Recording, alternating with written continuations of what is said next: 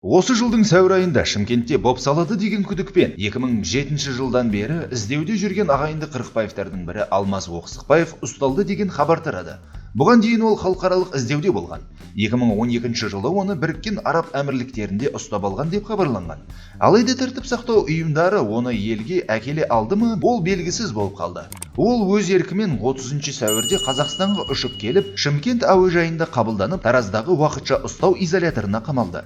Кейінірек Казачков офсайт телеграм арнасы оның қамауға алу түріндегі бұлтартпау шарасының күші жойылғаны туралы хабарлады. Осы жаңалықтар орайында Қырықбаевтар ұйымдасқан қылмыстық тобы туралы ақпаратты еске түсіруге тырыстық. Қылмыстық топтың жалпы саны шамамен 30 адамды құрайды. Бұл ұйымдасқан қылмыстық топ сонау 90-шы жылдардың басында Тараз қаласында Қырықбаевтардың 10 ағайындысы жастардан тұратын топ құрған болатын. Қылмыстық топ сол 90-шы жылдардан-ақ заңдастырылған бизнес пен құқық қорғау органдарындағы байланыстарын жамылып, қылмыстық әрекет жүргізумен құқық қорғау органдарының назарына ілікті. Қылмыстық топ мүшелері стандартты рекеттен бөлек кепілзатпен байланысты алаяқтықпен де айналысқан. Ағайындылар тіпті жалған құжат арқылы мәслихат депутаттығына түсіп, қалалық облыстық мәслихатқа депутат болуға тырысты.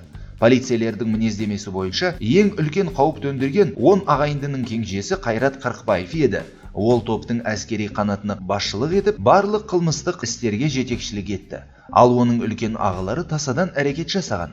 Ұйымдасқан қылмыстық топ Тараз қаласындағы қонақ үй мен ойын бизнесін, Жамбыл облысындағы есірткі жеткізу және контрабанда арналарын бақылаған. Алмас пен Нұрмахан Қырықбаевтар ұйымдасқан қылмыстық топтардың жетекшілері ретінде Ішкі істер министрлігінде тіркеліп, бір мезгілде облыстық және қалалық мәслихаттардың депутаты болған. Барлығы 10 ағайынды Қырықбаевтардың 6-ы полицияда қылмыстық есепте тұрған. Кезінде Қырықбаев шағын аудан жастарынан Вольниктер деген ауқымды қылмыстық топ құрған. Сол жылдары Таразды қылмыстық төбелестің толқыны шарпыды.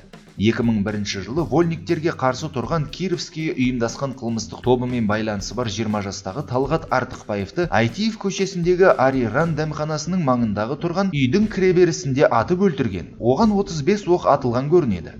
Тараздағы Арирандағы оқиға кәдімгі бандиттік төбелес екені ешкімге құпия емес еді. Сыбыстарда оның қатысушылары да аталды. Марқұм Артықбаев және оған қарсы шыққан ағайынды Қырықбаевтар, Қайрат және Ерғали, яғни Қырықбаевтар тобының белсенді мүшелері. Тергеуде де осындай деректер болды. Десе де ағайынды Ерғали мен Қайрат Қырықбаевтарды полиция тек 4 жылдан кейін ғана ұстады. Төбелес басталуының куәгерлері көптігіне қарамастан, тергеушілер көпке дейін куәгерлерді таба алмады. Барлығы Қырықбаевтарға қарсы куәлік беруге қорықты. Олардың ұйымдасқан қылмыстық тобы аймақта дүркіреп тұрды. Облыстық соттың сол кездегі судьясы Болат Беріков кісі өлтіруді дәлелденбеген деп санады. Алғашқы сот отырысының қорытындысы жергілікті жұртшылықты дүр сілкіндірді. Қайрат Қырықбаевты сот айыпсыз деп таныды. Ерғали Қырықбаев 4 жылға бас бостандығынан айырылды. Біраз уақыттан кейін үкім қайта қаралып, Ерғали Талғат Қырықбаевты өлтіруге іс бойынша айыпталушы болып табылып, прокурор оны 20 жылға бас бостандығынан айыруды сұрады. Қайрат бостандықта болса да, бірақ оған ізденіс берілді. Жоғарғы сот заңсыз үкімінің күшін жойып, облыстық сот жаңа құрамында үкімінің жаңа түрін шығарып жүрген кезде Қайрат қашып құтылып, басқа іске қатысты болды. 2006 жылы Қырықбаевский ұйымдасқан қылмыстық топ жетекшілерінің бірі Уалихан Қырықбаев Тараз қонақ үйінің қожайыны Әбдіжәміл Пірімқұловтың кеңсесінде ұсталды. Ұсталғанның көлігінен героин және F1 гранатасы табылды. 2007 жылы Бішкекте кіші Қырықбаев ұсталды. Сол 2007 жылы Қырықбаев төбелес кезінде Талғат Артықбаевты өлтіргені үшін 18 жылға бас бостандығынан айырылды. Оған кісі өлтірді, заңсыз қару сақтады және басқа да қылмыстар жасады деген айып тағылды. 2007 жылдың желтоқсан айында інісі Ерғалимен және басқа ұйымдасқан қылмыстық топтың жетекшісі Марат Әбдуалимен бірге Си-13 мекемесінен камераның терезесінен төсек жаймалары арқылы түсіп қашып кеткен. Тұтқында жүрген қашқындармен бірге болған сәттілік оларды еркіндікке шыққан кезде тастап кетті. Ерғали Қырықбаев мен Марат Әбдуали түсу кезінде төсеніштен құлап, ауыр жарақат алды. Марат Әбдуали мүлде қозғала алмады.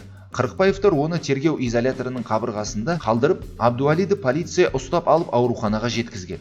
Аурухана төсегінде Маратенок лақап аты бар Марат Әбдуали өзінің барлық соттылығын өтеп берді. Ол кейбір мәліметтер бойынша есін жимай қайтыс болды. Ерғали Қырықбаев туыстарына жетіп үлгерді. Отбасылық жиын сияқты кеңес өткен болу керек. Онда оның қашып жүргендегі өмірі не болатыны талқыланған сияқты. Себебі бірнеше күннен кейін Ерғалидің туыстары Ерғалиді полицияға апарып, ол жерден оны да ауруханаға жеткізді. Қайрат Қырықбаев қашып үлгерді. Оны біресе Қазақстанның солтүстігінде, біресе Қырғызстанда, біресе Германияда, біресе Таразда көрген дейді. Оның жүрген жері туралы мәлімет үшін ақшалай сыйақы жарияланды. Қашқындар мен олардың сыбайластарына қарсы күрделі сот процестері 1 жылдан астам уақытқа созылды. Нәтижесінде Ерғали Қырықбаев қашып кеткені және қызметтік әрекеттеріне байланысты адамдарды өлтіруге оқталу фактісі бойынша қылмыстық жауапкершілікке тартылды. Бастапқы 18 жыл мерзімге сот тағы 3 жыл бас бостандығынан айыру жазасын қосты.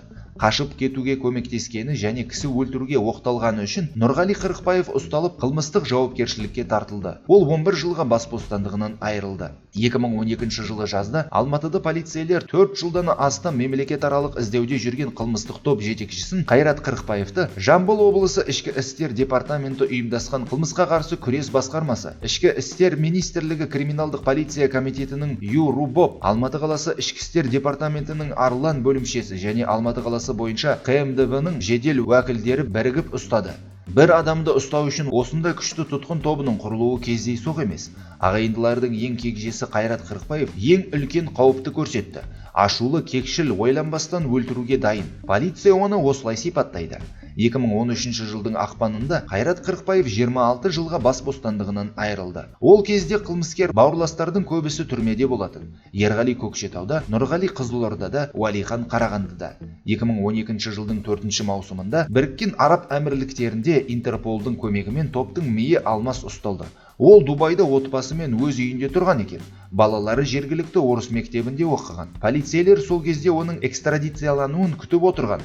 Бұдан бөлек сол кезде мемлекетаралық іздеуде жүрген 10 ағайындының тағы 4-еуі салиқалы жасқа толып, қылмыстық әрекеттен бет бұрған болатын. Бұл уақытта ағайындылардың үлкені Инаяттың ұлы Руслан кісі өлтіріп жазасын өтеп үлгерген. 2019 жылы мамырда Жамбыл облысында Қырықбаевский ұйымдасқан қылмыстық тобының болжамды 4 мүшесі ұсталды деген жаңалық шықты.